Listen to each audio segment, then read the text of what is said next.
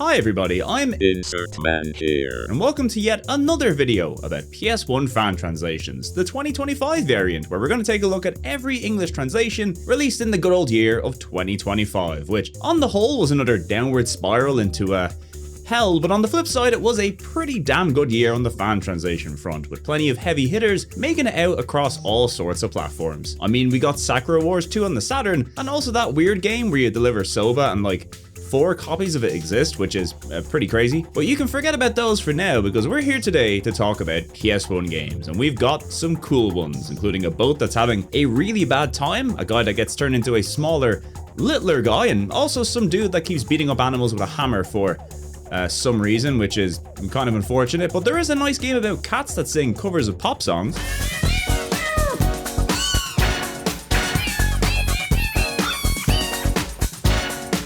Oh yeah, that's the good stuff.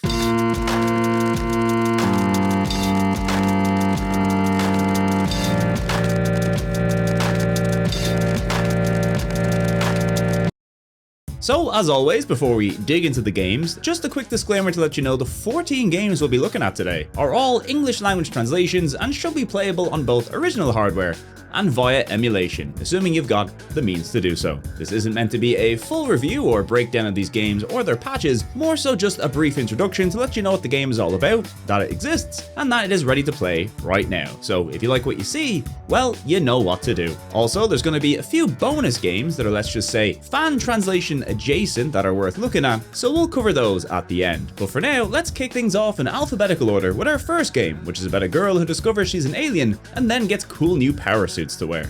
God, I wish that were me.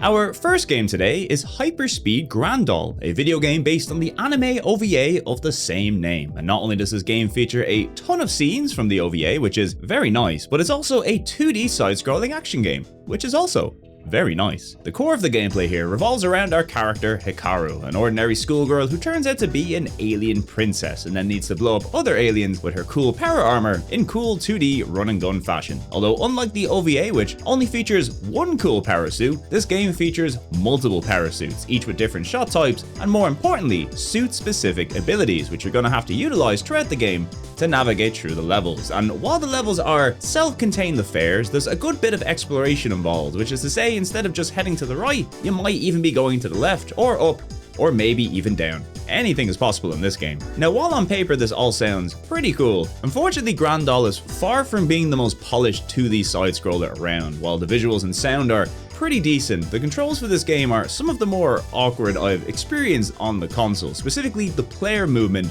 and jumps, which are momentum based and very floaty, which is sadly a recipe for a bad time, especially when all the stage hazards and enemies start going crazy on you, and they get pretty crazy, let me tell you. Once you get the hang of things, there's certainly some promise here. I mean, being able to swap between multiple different alien parasuits on the fly is never not going to be cool. I just wish the gameplay surrounding it was a little less frustrating. That being said, when it comes to the translation work, there is very little default here, with all the cutscenes, menus, and in-game dialogue looking very professional, so great job to everybody involved. So if this looks like your kind of thing, you might as well give it a go. I mean, it could in fact be really good, and I'm just really bad at video games and addicted to getting hit by every single spike trap the game has to offer, which is legitimately a real possibility, as I am very, very bad.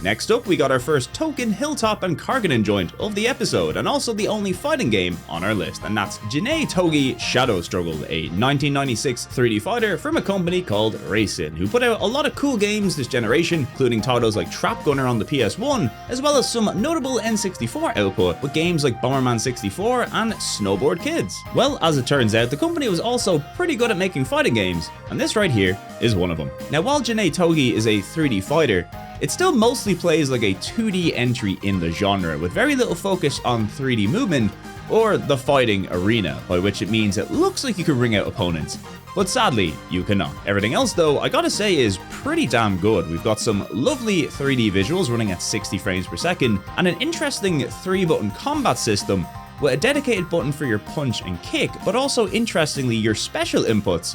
So all your fireballs, dragon punches, that kind of thing, have their own dedicated button used for inputs. On top of that, there's also a cool free flow combo system that functions kind of like those seen in the Street Fighter Alpha and EX games, and it also lets you do some pretty dumb stuff, as you can clearly see. It's certainly not the most in-depth fighter on the console, but for a 96 release, this is some really good stuff. It's fast, it's fluid, and on a presentation level, I love the way this game both looks and sounds.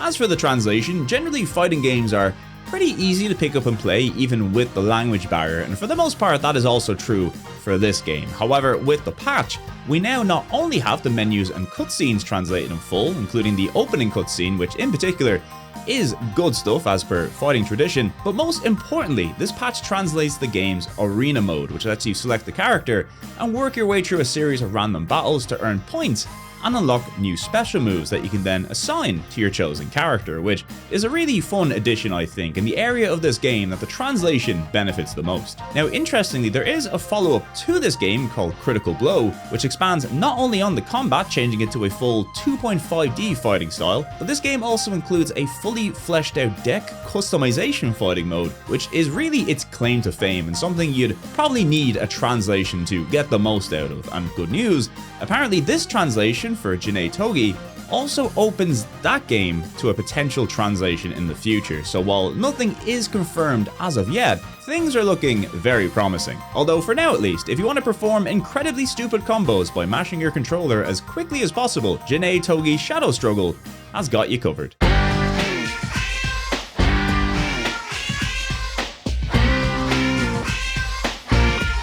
Probably my favourite translation released of last year, and look, as a cat papa, I'll admit I'm incredibly biased. It's Jingle Cats, another release from Hilltop and the team, and a game all about making cats fall in love with one another, so they'll sing cat versions of pop songs. I don't think I need to say any more to sell the game, but I'm gonna try. So in the 90s, there was this funny little trend of making animal versions of pop songs, and one of the more successful releases was called Meowie Christmas by the Jingle Cats, which is pretty self-explanatory. Now, this album spawned many Jingle Cats related products, one of which was a Japan-only video game released for both PC and the PlayStation, and let me tell you, this thing is adorable. The game itself is quite simple, with the goal being to pair up two cats and make them fall in love by interacting with them in this little household, and then playing with them and feeding them and making sure that they hang out together. And if you get their love meters to fill up and successfully get them to like one another enough, they'll then get together and sing a cat cover of a well-known song. You know, classic hits like Smoke on the Water by Deep Purple,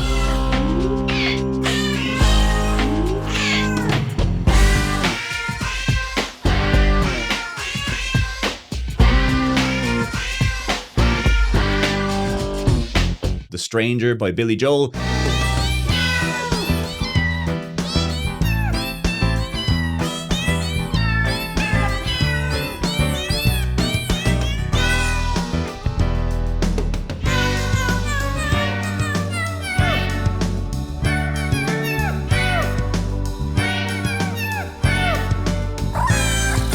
and that old cat classic, Like a Virgin by Madonna.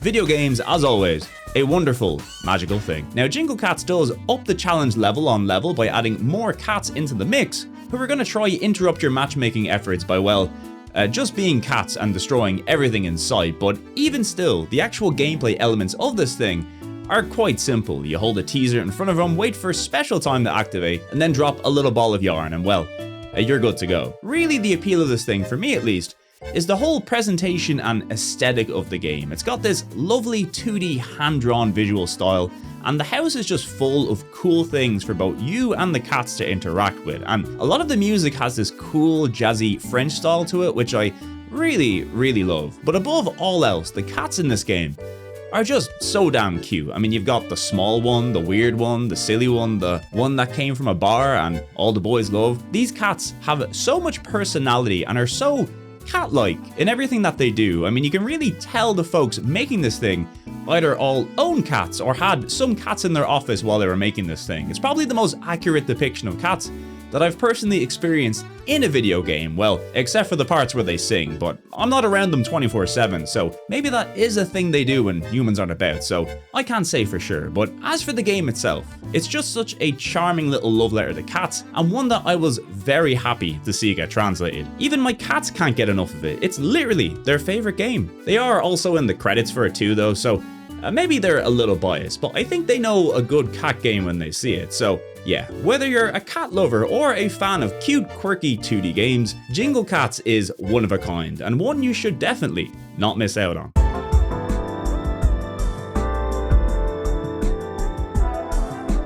One of the games I know a lot of people were excited to see get translated was Kaze No Notam, Notam of Wind, from Artding, aka the cool hot air balloon game that is aesthetic as hell. Whether it's the box art, the menu design, or even the music, everything in this game is vibe central. Now this is a game I'm very familiar with, having reviewed it in the past as part of my Japan-only PS1 games series, volume number 11, if I remember correctly, and while as a game it's got flaws for sure, notably the unpredictability of wind, the actual experience of playing this thing is unlike anything else on the console. Like, there is probably no game out there that I enjoy doing, well, nothing in more than this one. Like, you can turn this thing on, pick your favorite hot air balloon design, your favorite map, what time of day you want it to be, and just sit there and see where the wind takes you. It is truly the definition of low poly magic. And when you add the absolutely incredible soundtrack into the mix, this thing is just pure bliss. Now, sadly, the soundtrack has been added to the copyright list over the past few years, which means if I play more than a few seconds of it in this video, I'll get demonetized and shot outside my house, as anybody who has made a video on this game in the past will know all too well. But the good news is that the soundtrack is now readily available on streaming services these days, so you can enjoy vibey hot air balloon music even outside of being in a hot air balloon, so it's a net positive overall. As for the translation, well, the main benefit here is being able to understand the tasks and objectives the game asks from you, which is pretty important apparently. So yeah, definitely recommend playing this game with the patch if you like knowing what you're meant to do. But otherwise, if you've never experienced luxuriating in the wind, Kaze No Notam is an easy recommendation and one of Artding's coolest games on the console for sure. And they made a lot of cool games, let me tell you. Also, I gotta give a shout out to my buddy Mark of Spaceline Studios, developer of the cooler world-like Axes, who thankfully noticed the large hot air balloon gap in the video game market and is currently working on making a hot air balloon game inspired by Kaze No Notam. But this one also features a little penguin with a hat, and I think we can all agree, that's good shit.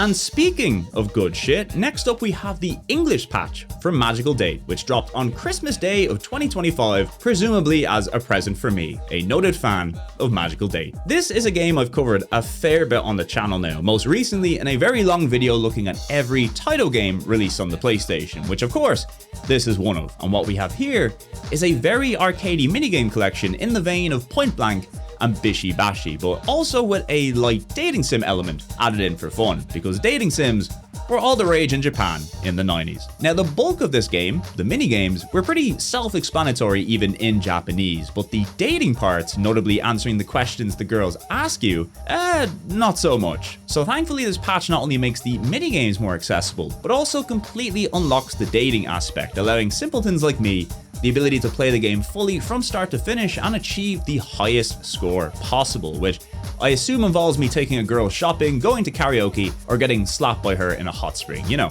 Something like that anyway. Really though, having played through this game now with the translation, it does reinforce that the meat of this game is still the minigame aspect, with the dating stuff being more of a nice little gimmick on top of that. And while this entry doesn't have the biggest minigame selection on offer, some of the stuff here is absolutely insane in the best way possible, whether it's frog fighting or punching weird polygonal heads. This game is some good old 90s Japanese arcade fun, and now thanks to the fan translation, you can even make the girls in it like you too. Well, assuming you have basic conversational skills, and come on now gamers, I know we've all got those.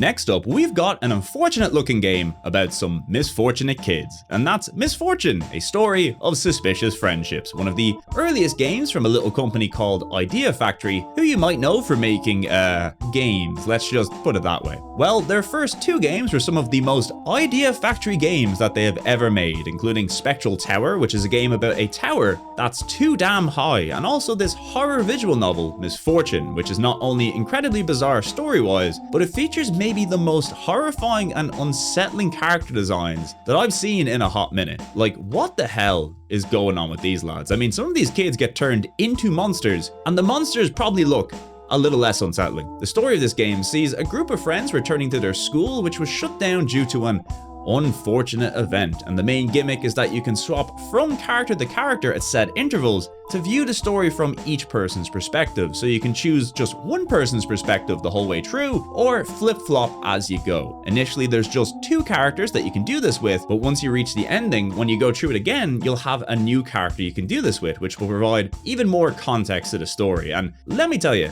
this thing is crazy. In Japan, this is a legendary piece of Kousoku. It's equal parts horrifying and also completely tonally off, especially thanks to the surprisingly silly music. But on the flip side, some people absolutely love this shit. It's an experience, let's just put it that way. I mean, watch this completely unedited series of events.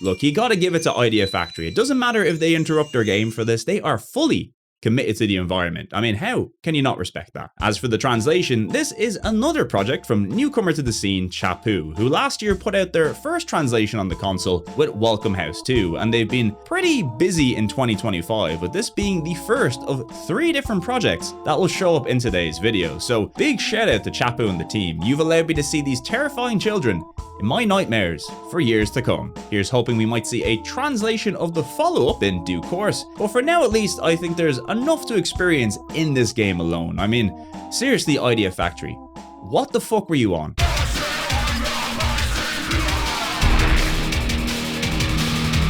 And speaking of what the fuck were you on, here's Screaming Mad George's Paranoia Scape, a game from the mind of Japanese special effects legend Screaming Mad George. Everything from the music to the plot to the visual style, it is pure George. And what do we have? Well, it's a first-person shooter pinball game thing, and it sure is something to behold. Now, this is another game I've been lucky enough to review in the past for my Japan-only PS1 game series, and this is another case of a game that isn't necessarily the best video game ever made from a technical or gameplay standpoint, but my god, is it an unforgettable experience. And look, I've played plenty of good video games that I'll probably forget about playing years into the future, but I won't forget about this shit anytime soon, let me tell you. Now, this is another game you could probably figure out without a translation, but this patch does translate all the individual objectives and goals for each level, and most notably adds some unused English voices from Mad George himself into the game, which is a very nice touch. What the hell are you doing? And look, one of the big benefits of any game getting a fan translation is that it helps put a spotlight onto the game itself and will in turn expose it to more people. And I know a lot of people out there will probably dig the vibe this game is giving off. So if you've got an hour to kill and want to experience one of the PlayStation's weirdest games, there's never been a better time to check out Paranoia Scape.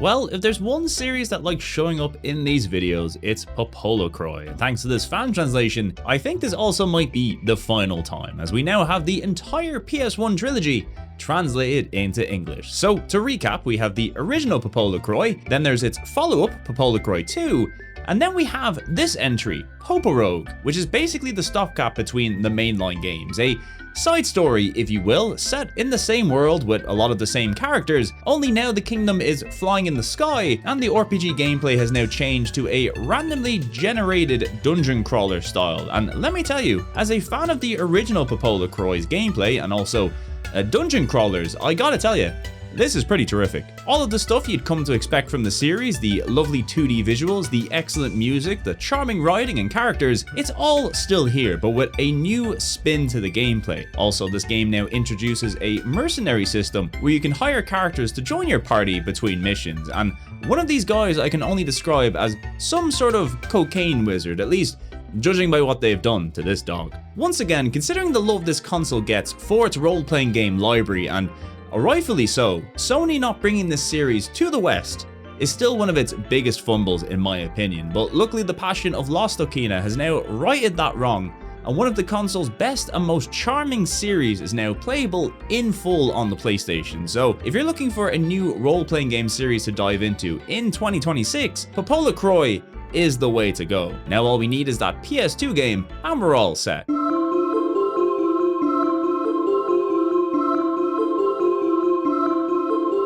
Another of the Chapu joints on this list is a little game called Prisoner, a game I knew of but didn't really know a whole lot about, which is usually pretty exciting for me because when it comes to Japanese PlayStation games, odds are you're about to play something pretty out there. Prisoner takes place in a mysterious underground society where you play as a young farmer's son, and from the get-go, this thing had me hooked into the mystery of this world. I mean, there's a power structure, different people are assigned different jobs and roles based on class and status. Why is everybody living underground? What's the deal with the system where you can take certain words from conversations and then use them as items to combine them with other words to make other words? It intrigued me to no end, but better still, a little while later, the core loop of the game opens up, where you get assigned to the role of a gunner whose job it is to explore further underground and map out the world, and also find resources for your camp. And now the game is a twin-stick style dungeon crawler in the vein of Smash TV.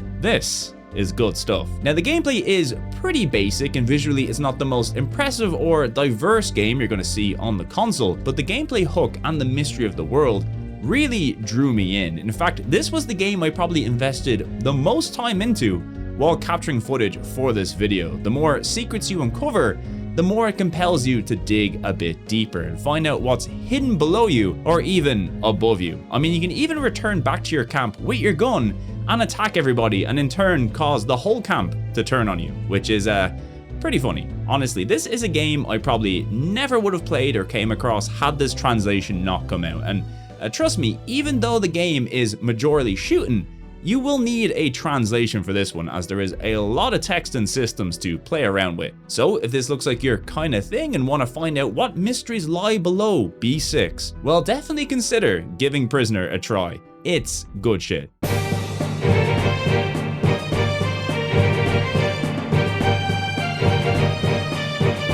Next up, we have a game about a very big boat that's having a very bad time, and that's Septentrion Out of the Blue, a title from Human Entertainment and also a follow-up to the Super Famicom game Septentrion, which did make it out to the West under the name SOS. Now, Human Entertainment are one of the more interesting developers on the PlayStation because you never really know what you're gonna get with a Human Entertainment game. It can range from some of the coolest and most experimental games you'll ever play to games like Clock Tower Ghost Head, and unfortunately my limited experience with Septentrion out of the blue is a little more in the Clock Tower Ghost Head camp. Now don't get me wrong, the concept of this game is very interesting. You play as a selection of different characters on a big ship that's being sabotaged by mysterious forces, and you gotta survive, guide other survivors to safety, and also figure out what the hell is going on. And look, any survival style games I always get a kick out of. The issue with this, however, is just how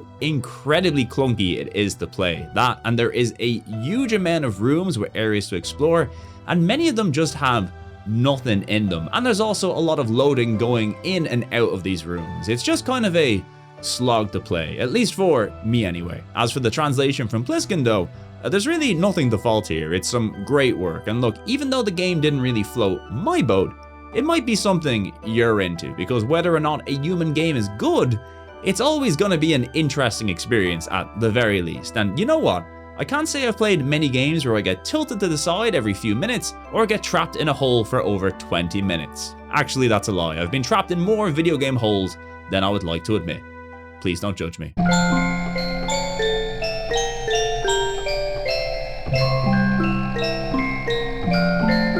Next up, we've got a partial translation for Serial Experiments Lain, which you might recall appeared in the 2024 variant of this video, because fans have literally made the game playable in English entirely via a web browser, which is not only very cool, but also seemingly needed, because translating the PlayStation original for play on emulators and consoles is very difficult apparently. Well, good news, there's been some nice progress made in getting us closer to that reality, as this patch has successfully managed to add subtitles to the video files in game, meaning you can now understand what's going on in those. So now we've got the menus and video files sorted. What else is left? Well, unfortunately, the bulk of the content in this game are the audio logs, which still have no subtitles implemented in game, and really until these are added somehow, if they're ever added, the game still isn't really playable in English on original hardware, I'm afraid. It is getting closer, but for now the browser version is still the way to go. But progress is progress, and it's certainly something worth keeping an eye on for the foreseeable future, and hopefully in a future video I'll be able to tell you this is finally playable in full in English, either via emulation or original hardware. That, or somebody from Brazil will have figured out how to translate it into Portuguese. Seriously, there is very little the proud nation of Brazil can't do.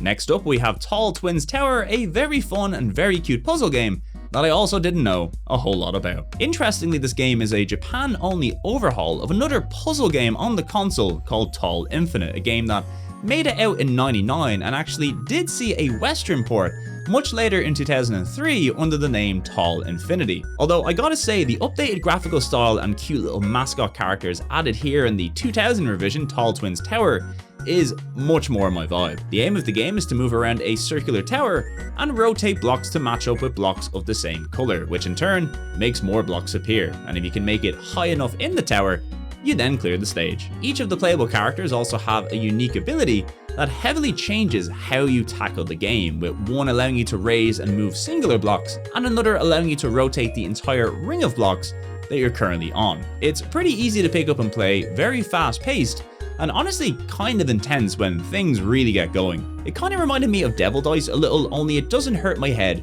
anywhere near as much as that game. And as per usual, it includes a variety of different modes, including a 2-player competitive and puzzle variant, so plenty to keep you busy. Plus, I really can't say enough good things about the character design, visual style, and music in this thing. It really is some lovely stuff.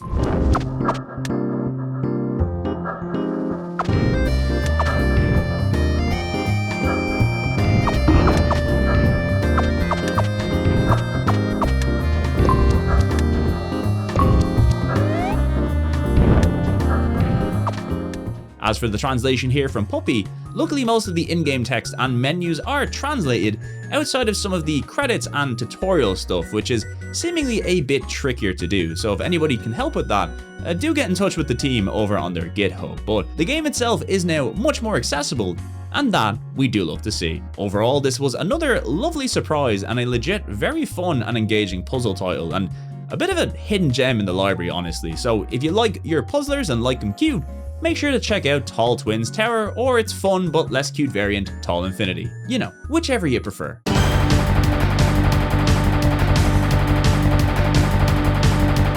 Next up, we have a patch for one of my all-time favorite PlayStation games, and that's The Adventure of Little Ralph from New Corporation, a gorgeous 2D action platformer and one of the more high-profile Japan-only PlayStation games to receive a translation last year. This game has long been a favorite of folks who have delved into the Japanese side of the PlayStation library, noted for its tight old-school gameplay and excellent presentation. It's not only one of the finest 2D games on the console, but one of the finest action platformers ever made in my opinion, and that's before you get to the 1v1 fighting game segments, which are also pretty damn good. Now this is another game that's been very playable without a translation, as the game is a simple 2-button linear platformer, so as long as you know how to both jump and stab, you should be good to go. But the game does include a number of story segments and some fun dialogue between the characters, and thanks to this translation, you can now finally keep up with the story of Ralph and all the interesting characters he meets along the way, and also why they turned him into a small child. That's pretty important too. Now this is a game I reviewed in full quite recently on the latest volume of Japan-only PS1 games, and needless to say it comes highly recommended from me, and I'm delighted that this translation patch is going to put more eyes on a game that I think a lot more people should know about, and a lot of you out there will really enjoy. And look, it's not like you're going to be able to afford a physical copy of this thing anyway, so you might as well download the patch and give it a try. Come on, you can fight a dude with a rocket-powered butt. That's pretty cool.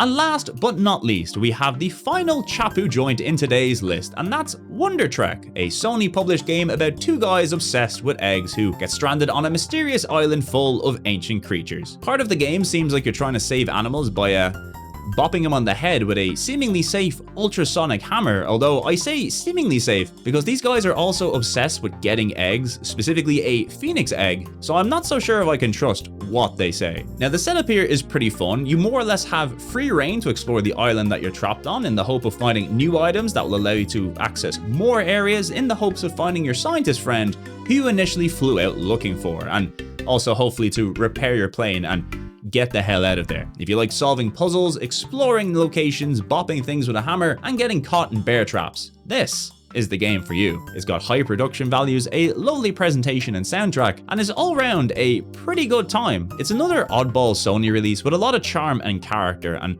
plenty of fun mysteries to discover, like what's up with this giant dragonfly? Honestly, I get freaked out by the size of normal dragonflies, so I would not be able to handle this. So that's about it for the main lineup of patches released this year, but as I said earlier, there's also some bonuses worth highlighting as well, starting with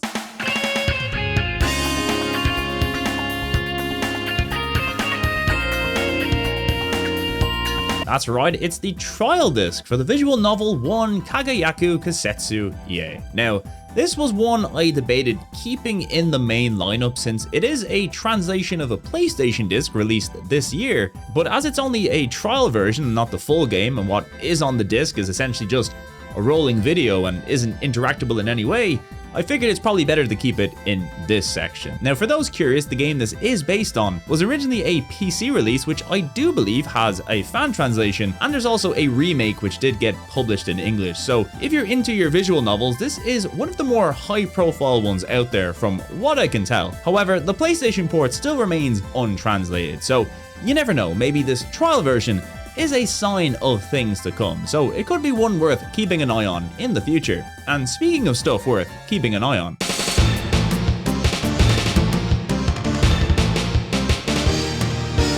so one of the most anticipated upcoming PlayStation fan translation projects is for a little game called Growlanser, the first entry in a pretty long-running series of role-playing games that were the spiritual successor to the Landgrisser games, which we did talk about in one of the original fan translation videos a few years back, and it was pretty cool. Well, Growlanser is also pretty cool, and as of right now, every game in the series is available in English across various platforms, except for the first game and the last game. But luckily for us, both of these games have fan translation projects in the works from some very dedicated fans, with the original entry expected to see a release this year, all going well. Now you might wonder what I'm playing on screen currently, and this is a beta version of the patch, which I don't think was meant to leave the Discord, but somebody did put it out on the internet, and I know if I don't talk about it, people in the comments are going to be like, hey, you didn't talk about the Growlanser patch that came out, you fucking idiot. And I'm here to say, hey, relax, guy.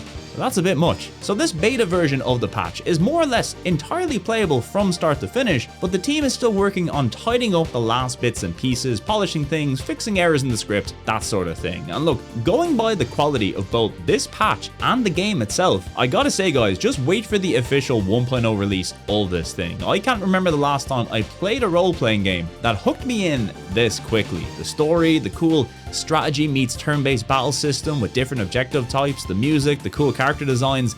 This is really good stuff, and it's clear the team making this translation have put in a tremendous amount of work. So do yourself a favor and wait to experience this thing in its best and most polished form. It'll be worth the wait, and I can't wait to talk about it in future videos. Anyway, with that, we've only one final game to talk about, and while it's not a game you can play on the PlayStation, it is, as always, most certainly a PlayStation game.